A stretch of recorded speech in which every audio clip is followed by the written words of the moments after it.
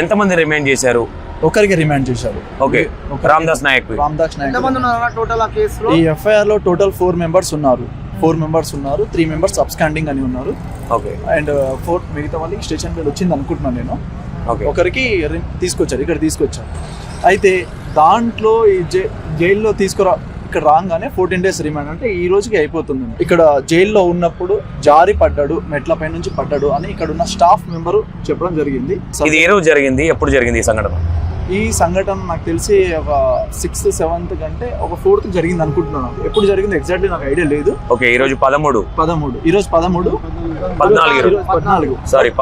Osmania general hospital వారికి ఇక్కడ ఉన్న jailers superintendents, police department, jail department నుంచి వాళ్ళకి సర్జరీ కూడా చేపించడం జరిగింది.